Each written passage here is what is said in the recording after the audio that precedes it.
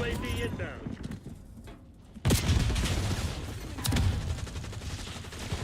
Hard point located.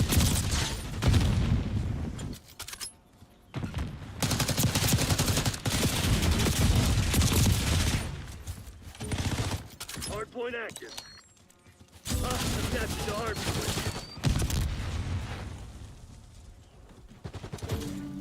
Hard point is secure. Hostiles have the hard point. Hard point locked down. West Point requesting UAV. West Point requesting UAV.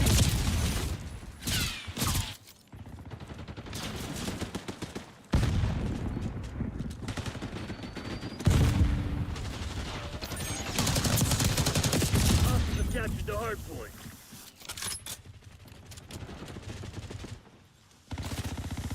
Hostile scout balls in your AO.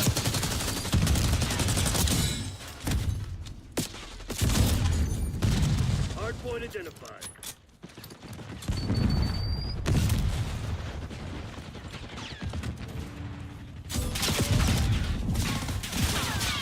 Hard point set. Hard point is secure.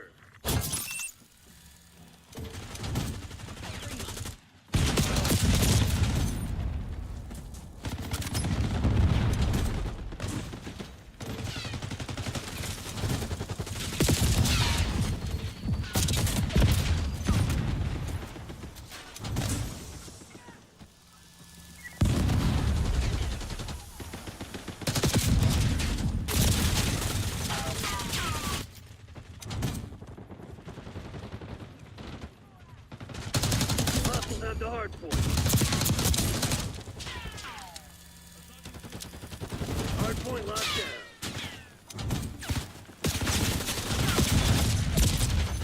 Enemies destroyed your copy system. Marshal requesting UAV test. Hostiles have captured the hard point.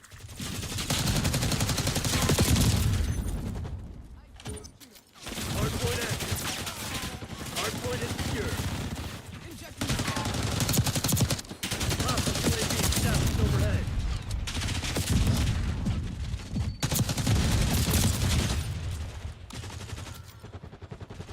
Enemy UAV inbound. Bringing in recon. SATCOM, establish counter UAV overflight. Hostiles have the hard point. Hard point locked down.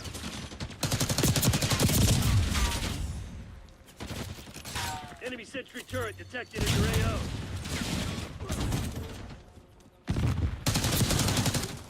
Eyes on enemy. Hostiles captured the hard point. Hard point located. Hard point is secure. SATCOM, launch UAV. Hard point is active. Hard point locked down.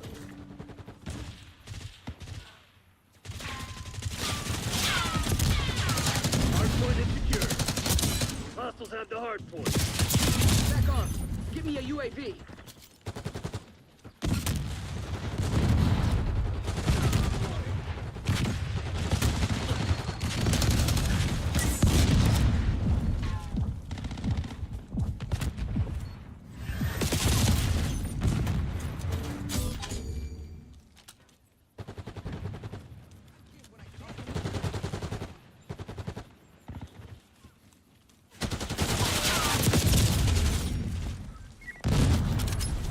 Point locked down. Hard point identified.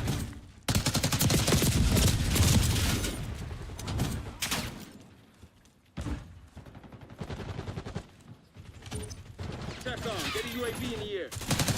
Hard point active. Hostiles have captured the hard point.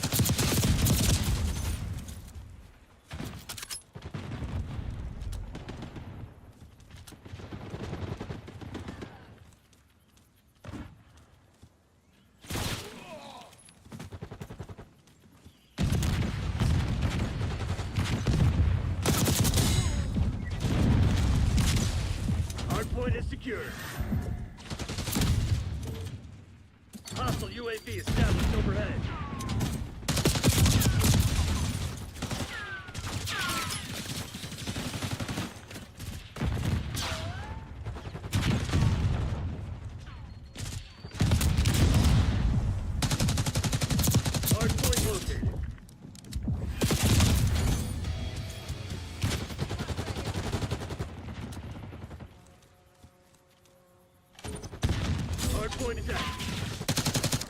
have the hard point.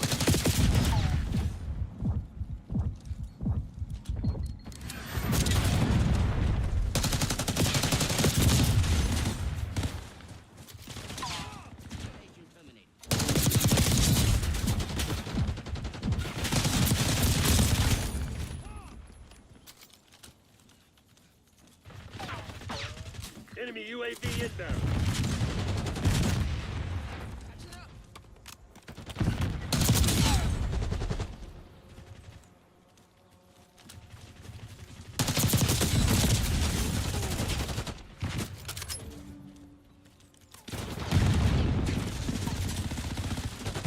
Hardpoint locked down. Hardpoint is West Point requesting UAV. Get a CUAV on station above. hardpoint active. Hostiles have captured the hardpoint.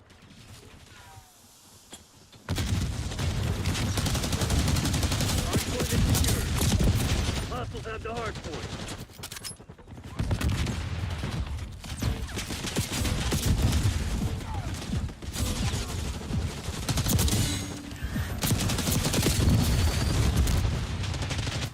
West Point requesting watchdog reload task. Hardpoint locked down.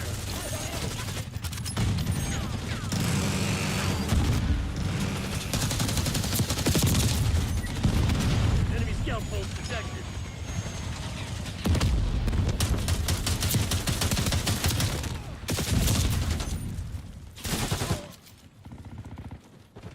Hardpoint located.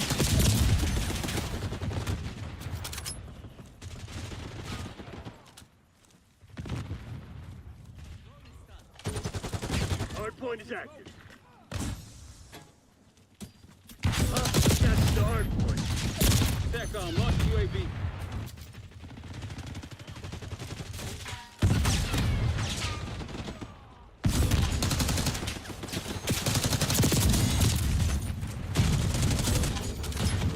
Hardpoint is secure. Bringing in recon. West Point requesting CUAV. Launcher authorizing watchdog no operation. Crimson's on their heels. Hit them hard.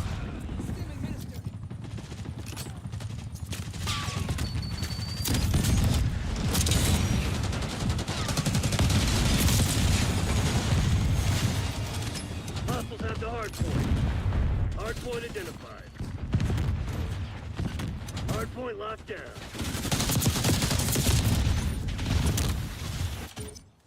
Hardpoint active. Hardpoint is secure. Hostiles have captured the hardpoint. Hardpoint locked down.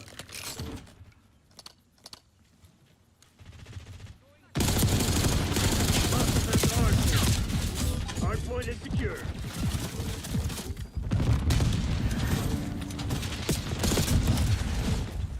Hostiles have captured the hardpoint.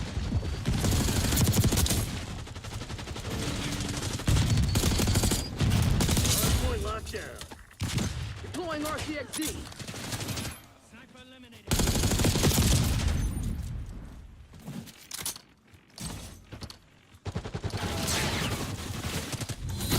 Bravo fucking Zulu, Black Ops.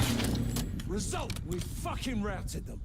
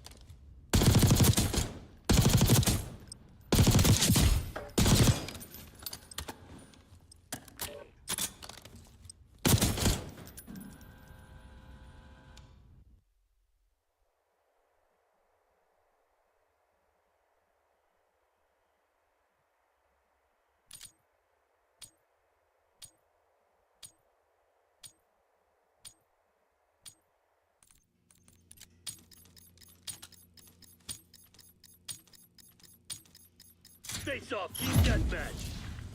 Want to clear your name? This is where it happens. Leads on.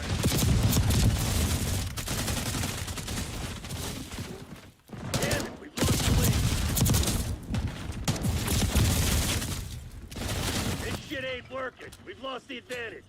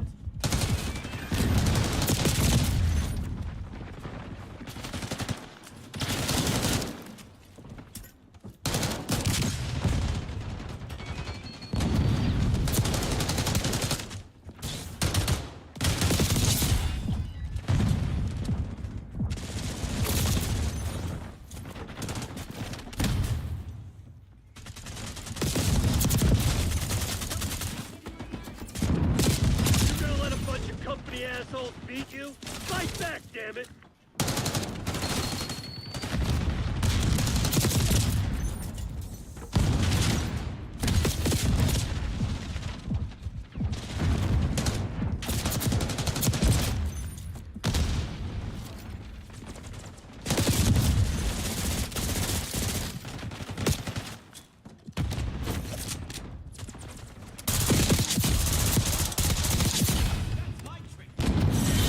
Guess I chose the wrong people for the job.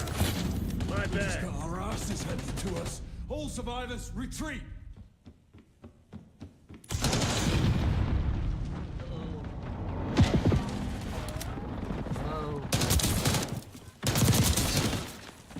I did not.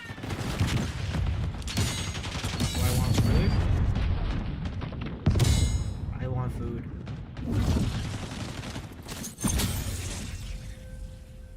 No, just get me whatever. I don't want a lot of vegetables. Yes. Yes. No, I don't want beans. Okay. I want a spoon. I want a bowl. Okay. Yes, please. Okay. Thank you. I love you.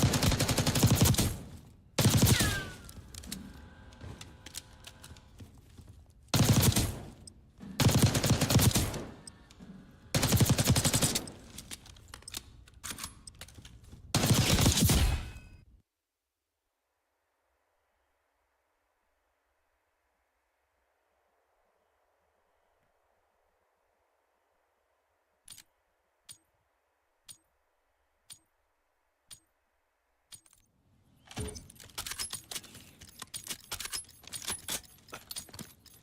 Hard point. Time to get our hands dirty, Black Ops. Get to work. Hard point is secured. We got the lead. Now hold it. Chassis removed.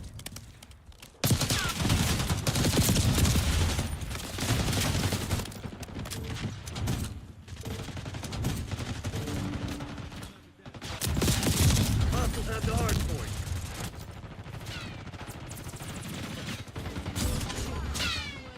Hard point locked down.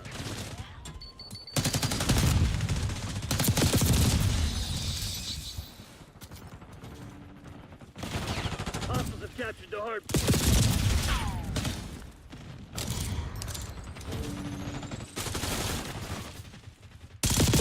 Hard point located. Hostile UAV established overhead.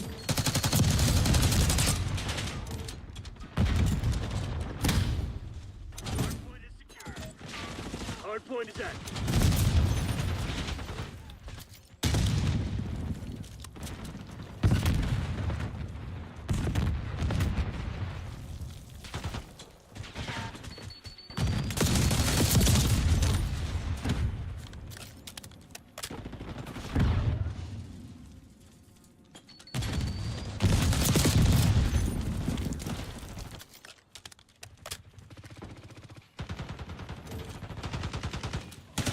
Hostiles have the hard point. Chuck and sticky.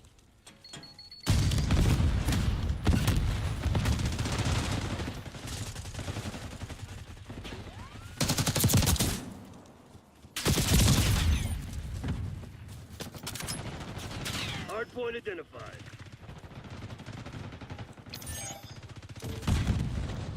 Hard point locked down. Hard point active. Hostiles have captured the hard point.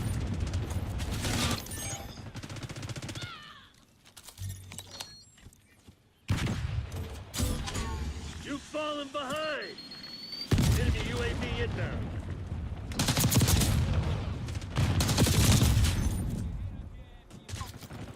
Sniper working. Get down.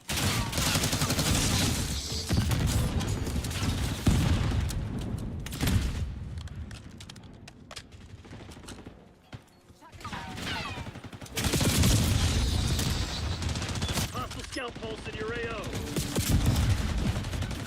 Head down. Hard point is secure.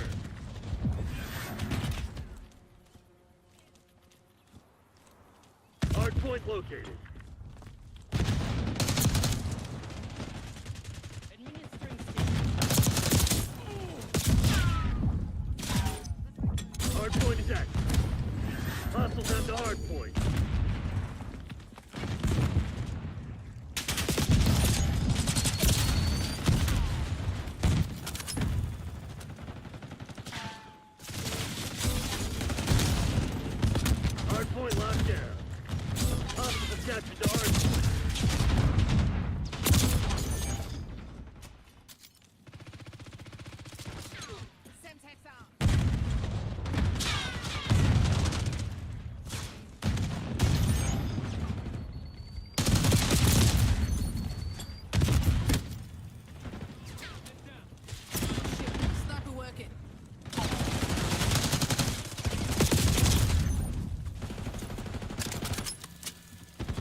Hardpoint identified.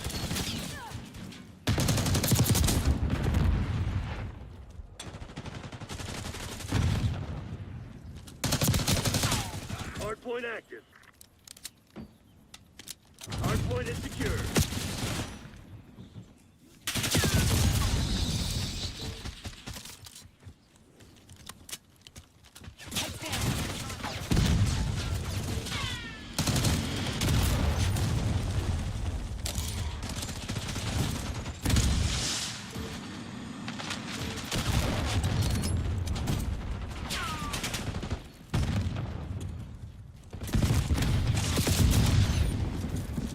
Net call. Enemy watchdog helo inbound.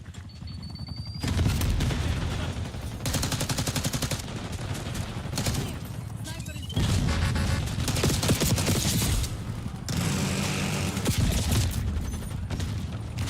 Hardpoint located. Hostiles have the hardpoint. Hardpoint locked down. Hardpoint is active. Hostile UAV established overhead. Hardpoint is secure. Enemy UAV inbound.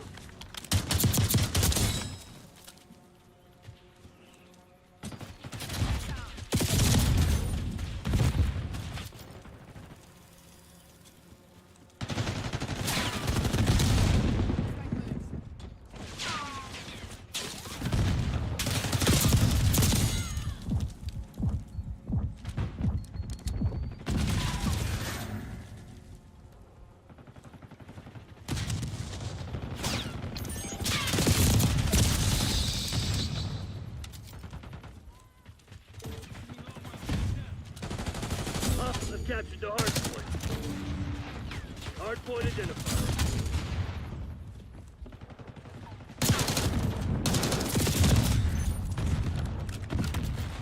Hardpoint locked down. Hardpoint active.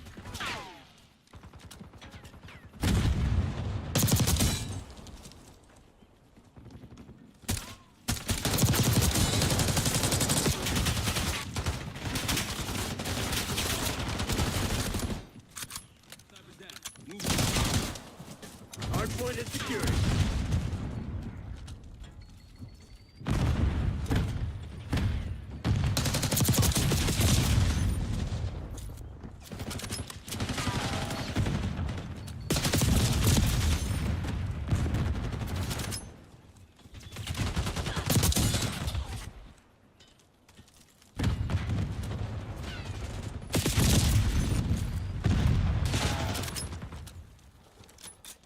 Hardpoint located. Lead done.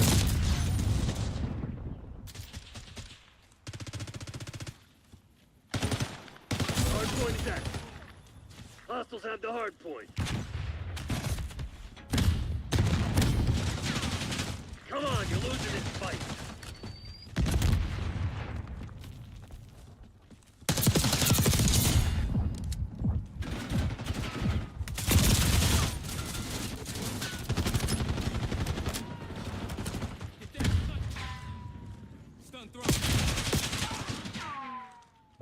Enemy scout post detected.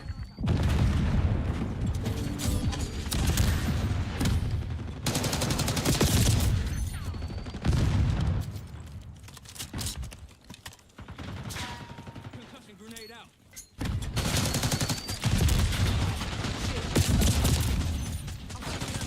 Hardpoint identified. Requesting recon above. Hostile UAV established overhead. Hardpoint active.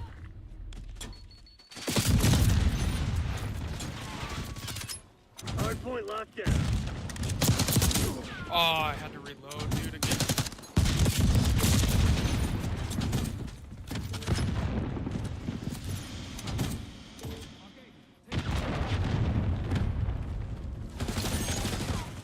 Hostile established the hardpoint.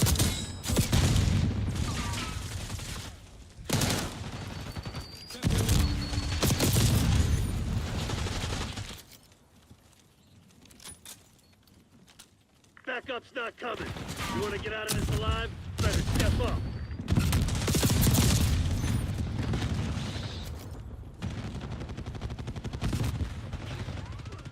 Hard point located.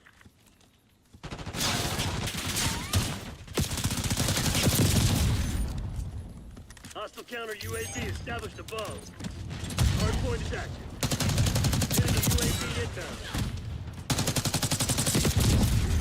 Hostiles have the hard point.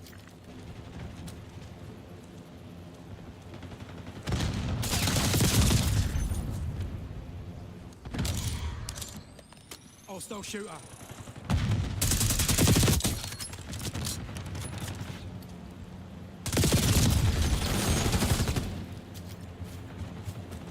Hard point is secure. Shipwreck. LDPR incoming.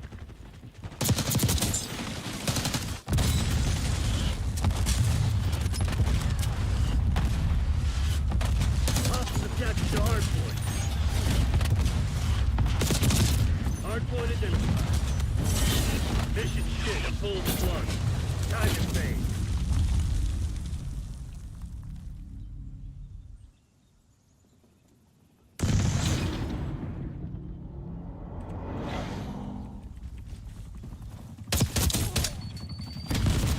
Enemy mine, front! Another body. Hostile marksman got careless.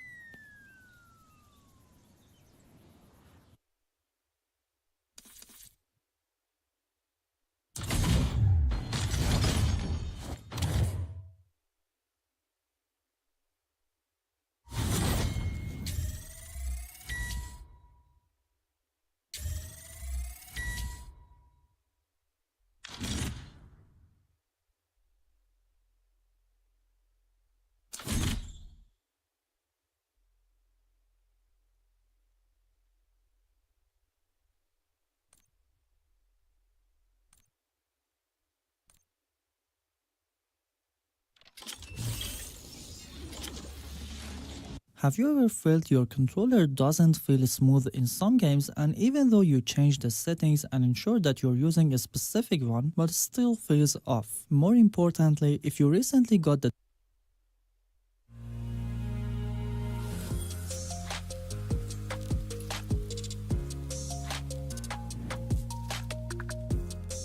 Have you ever felt your controller doesn't feel smooth in some games, and even though you change the settings and ensure that you're using a specific one, but still feels off? More importantly, if you recently got the dual determines how should your game respond to a change. So we have the joystick here, and let's say we want to push it in a direction, from center to the right. When we have a linear curve, the game and the console carefully follows your action, meaning it has a one-to-one response and moves at the same speed and amount that you are pushing the analog stick. But the issue starts from the point where these curves aren't real. Yes, you heard me right. Whether in a game or even in system level calibration, there are some cases where this isn't how it works in the game. Let me give you an example. For years we thought the response curve settings in Call of Duty looks like this, as it is in many more games. So if I choose linear, I should get something like this in the game, right?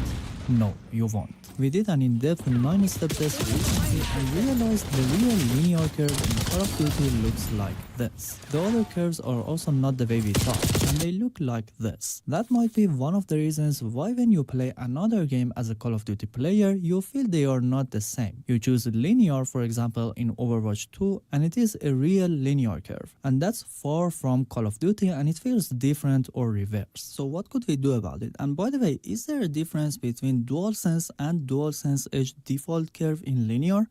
There might be. Recently I started testing the default curve from DualSense and DualSense Edge in Overwatch 2, and the reason is the linear curve in Overwatch is a real linear curve. It's not a lie. And I've got these curves for both controllers. I'll give you 3 seconds to guess which belongs to which.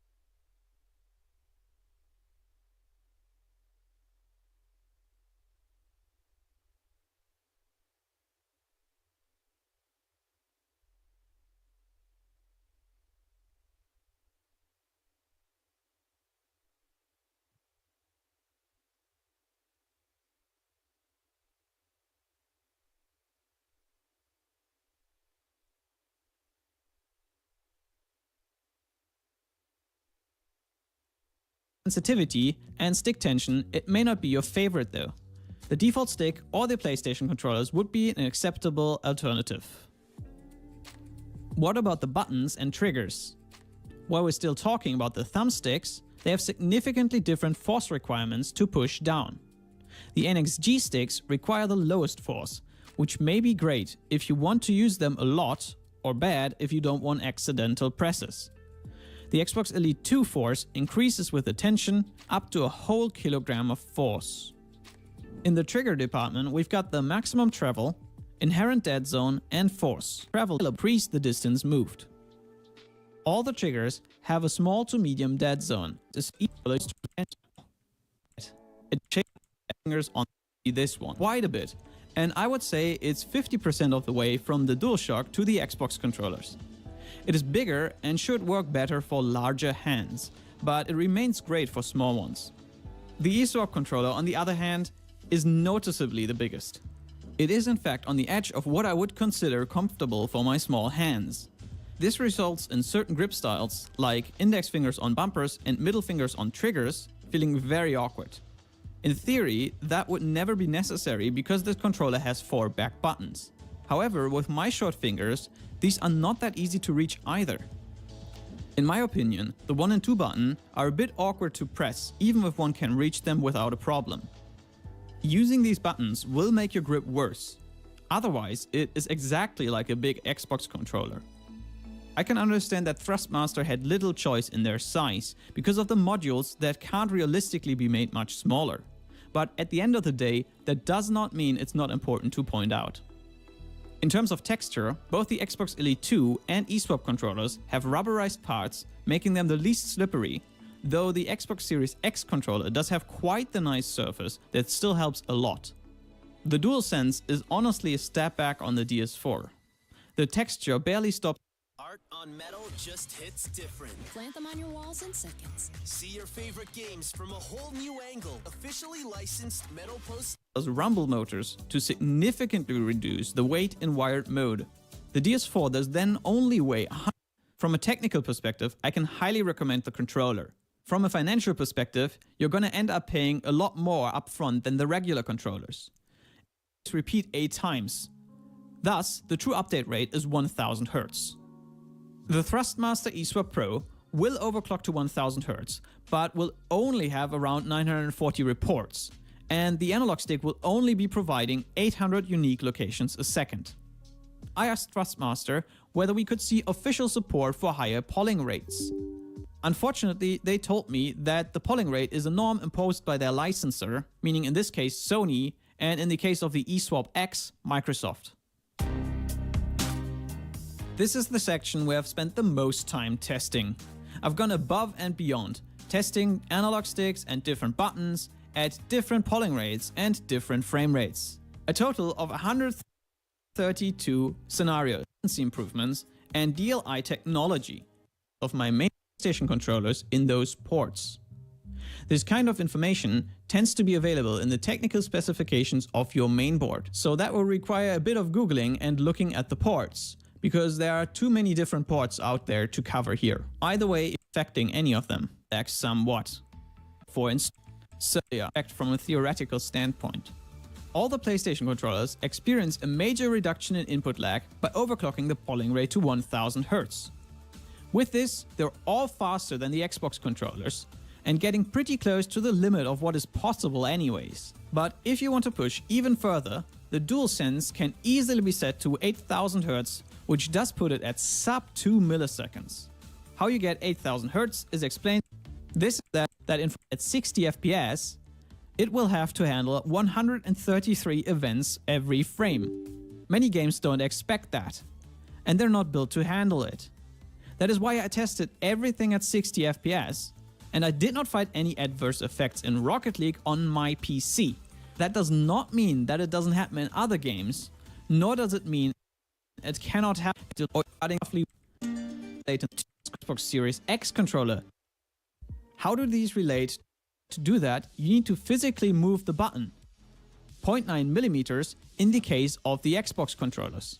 That doesn't happen instantaneously, so it's not that responsive button that are watchability and it won't good and accurate ever circle, but do it fast, I don't have a circle anymore.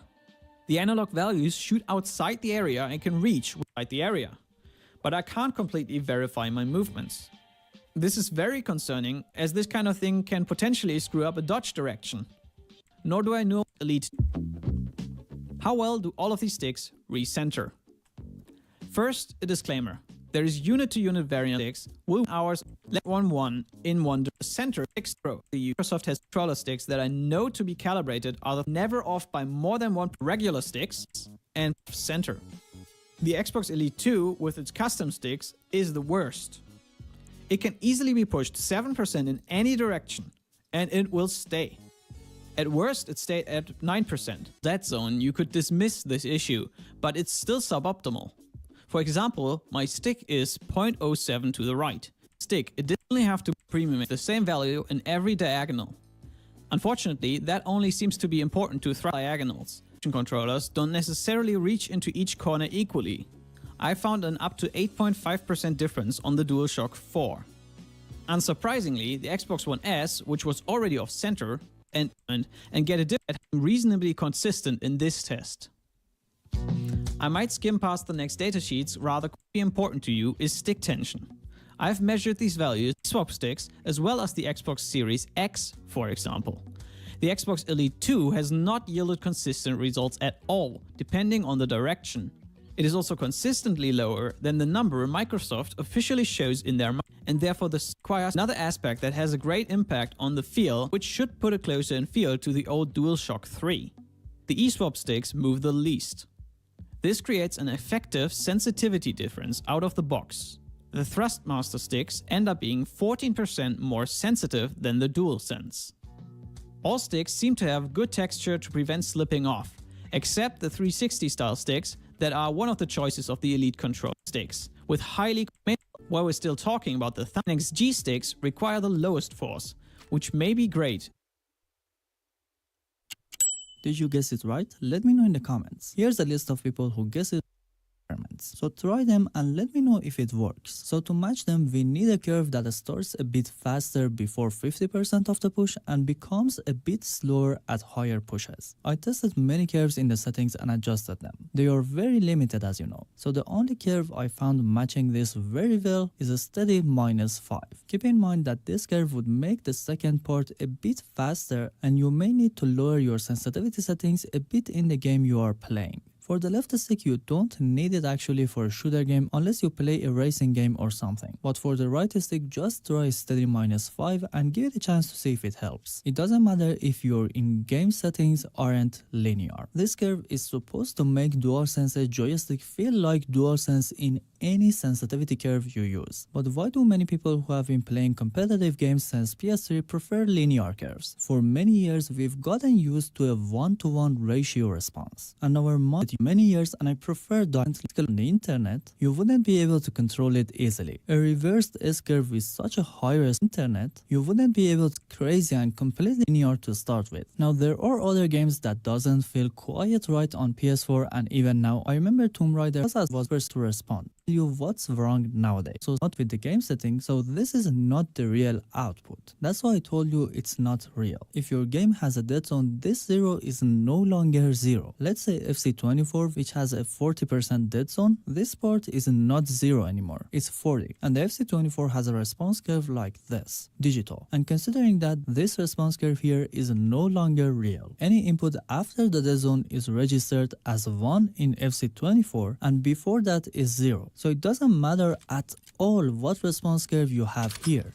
The output is always the same in FC24. Or for example, in Call of Duty, if I use quick curve here and the game is dynamic, the final curve will be like this. A combination of both. It's a bit crazy, right? Why should we go through too many steps and we don't know what we get at the end of the day? Why can't they just implant a system where every game can follow that? Like visual calibration that games can take info from and use it. Add a system level controller calibration so developers can use it and maybe we can see an option in games for the controller as system settings. I think that could be the greatest update of all time. Now there is one note. In terms of dead zone settings, where some games give you full control. For example, in COD you can change it from real 0, or in Overwatch 2 recent updates, you can use dead zone settings. There is an option called override which overrides the system dead zone settings. We have add that can add to the current dead zone and more. This makes me wonder, if this option is possible to be overwritten by Overwatch 2, it should be possible to be added for other games and response curves too. The best way is usually to make it 0 and see if your character or camera moves on its own. Then slowly add values until they no longer move without your command. So the curves represent how your stick is gonna reflect the game character or camera, however they may not be exactly as they are presented. But they can look different and still carry the names and lie to us. Linear is not always linear, and DualSense Edge might be a bit different in responding to a linear curve. You can use this curve and see if it helps to make it smoother and maybe match the DualSense, but the fact is we are used to linear curves for many years, and the change won't be easy and fast if a game doesn't feel right. In those cases, try to make the dead zone as low as possible if there is an option for that. And if they support response curve settings, play with them and see how they work. For example, in The Last of Us Part 2 Remastered or Part 1 Remake, aiming, ramp power scale and acceleration scale controls the start and the end part of the curve. You can't see it, that's not great. But when you know what they do, it's easier to match it with your liking. But aside from all of that, one thing I was happy to use recently were these thumb caps that I got from my DualSense Edge. As the material feels different, I feel it's easier to control my aim this way. To find out my review for them and if they could be helpful for you, check the video from the end screen or the links in the pinned comment.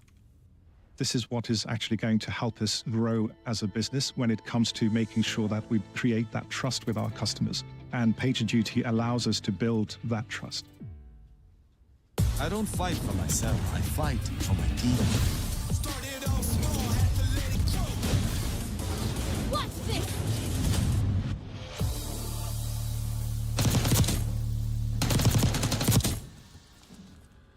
This Call of Duty video is going to be very different. So a few days ago I got this video recommended from this channel, which is very interesting, and this video is kind of a reaction video to this reaction, which is also a reaction to this video. But there are a lot new stuff which I never talked about, and I'm gonna talk about them here. And there are a lot of new settings that you can play with, and you can get maybe much better results to what I showed you in this video. So I try to be as quick as possible in this reaction. The first thing they're gonna talk about is the left stick max. So he's saying, and this is something that people brought up in the past, if I set my default left stick maximum to 5 instead of what I had before, it should give me more aim just hitting like that.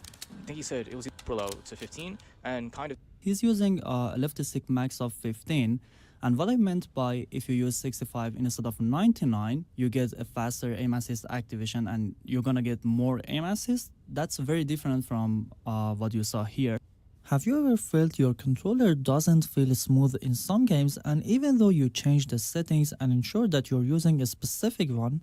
So the only curve I found matching this very well is a steady settings. So how do we match DualSense Edge response curve to feel like DualSense? I'll give you my settings. It may work or may not work for you. I'm just making this based on tests and science, not the human experiments. So try them and let me know if it works. So to match them, we need a curve that starts a bit faster before 50% of the push and becomes a bit slower at higher pushes. I tested many curves in the settings and adjusted them. They are very limited, as you know. So the only curve I found matching this very well is a steady -5. Keep in mind that this curve would make the second part a bit faster, and you may need to lower your sensitivity settings a bit in the game you are playing. For the left stick, you don't need it actually for a shooter game unless you play a racing game or something. But for the right stick, just try steady -5 and give it a chance to see if it helps. It doesn't matter if your in-game settings aren't linear. This curve is supposed to make DualSense joystick feel like DualSense in any sensitivity curve you use. But why do many people who have been playing competitive games since PS3 prefer linear curves? For many years, we've gotten used to a 1-to-1 ratio response, and our mind can't accept a huge change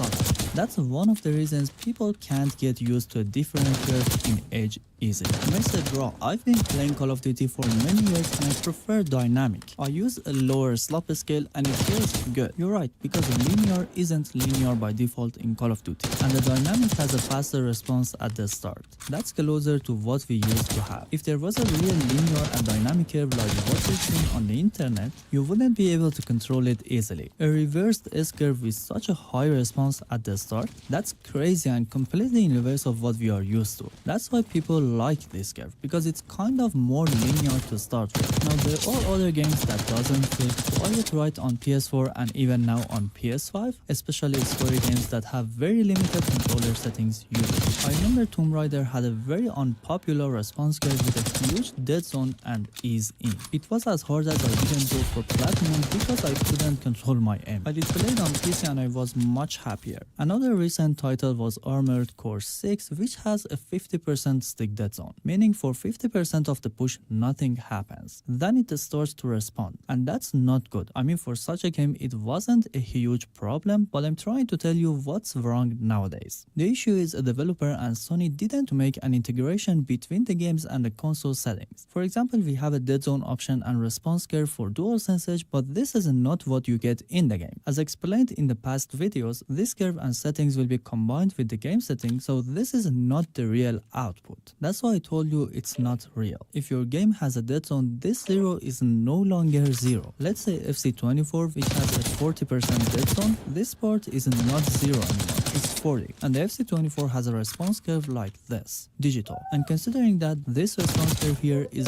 no longer real, any input after the dead zone is registered as 1 in FC24, and before that is 0. So it doesn't matter at all what response curve you have here. The output is always the same in FC24. Or for example, in Call of Duty, if I use quick curve here and the game is dynamic, the final curve will be like this. A combination of both. It's a bit crazy, right? Why should we go through too many steps and we don't know what we get at the end of the day? Why can't they just implement a system where every game can follow that? Like HDR calibration that games can take info from and use it. Add a system level controller calibration so developers can use it, and maybe we can see an option in games for the controller as system settings. I think that could be the greatest update of all time. Now there is one note. In terms of dead zone settings, where some games give you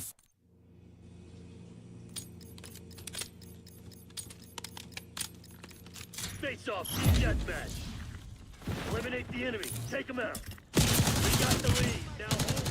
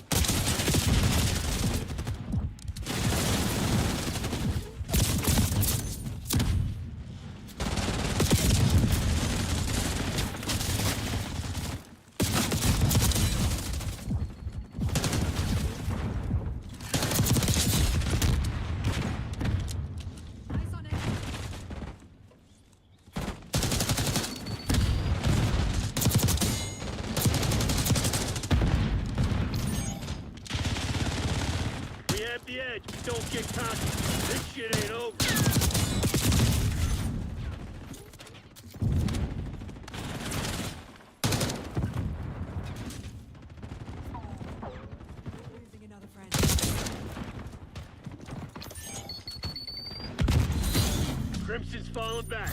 Hell of a show today, Black Ops. That's right, you better run.